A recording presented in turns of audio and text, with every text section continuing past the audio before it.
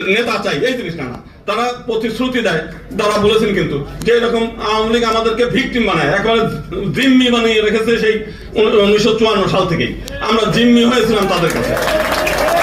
আজকে সেই জিম্মি দশা থেকে আমরা মুক্ত হয়েছি।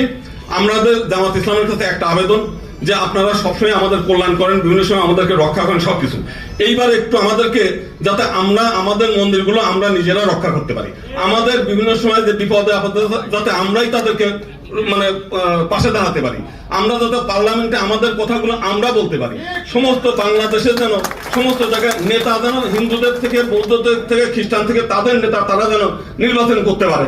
অন্যের দয়া দাক্ষিণ্য আর কতক্ষণ চলতে চাই?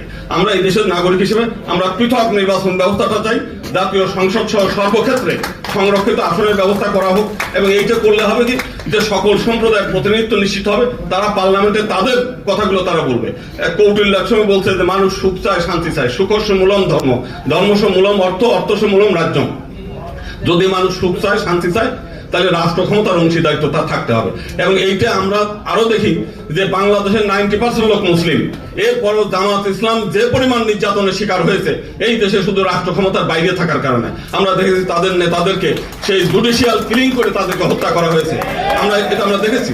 তা আমরা সেই কারণে আমরা চাই যে বাংলাদেশে যেহেতু আমরা হিন্দুরা অত্যন্ত অবহেলার শিকার, আমরা এই অবহেলা থেকে একটু বাঁচতে চাই, এবং সেটার জন্য আমরা চাই যে সংখ্যানুপাতে যতটুকু আমাদের প্রতিনিধিত্ব থাকে সেই জিনিসটা প্রতিনিধিত্ব নিশ্চিত হোক, এবং সেটা সেপারেট ইলেকটোরেটের মাধ্যমে এটা করা সম্ভব। এবং এই জিনিসটা আমরা তার কাছে আবেদন করে আমি আমার বক্তব্য শেষ করছি। সবার কল্যাণ চাই, সর্বেসাং মঙ্গলাং ভূয়াৎ সর্বেশান্তি নিরাময়া সর্বভদ্রাণি পশ্যন্তু মা কাশ্চিৎ দুঃখ ভাগ। নমস্কার সবাইকে।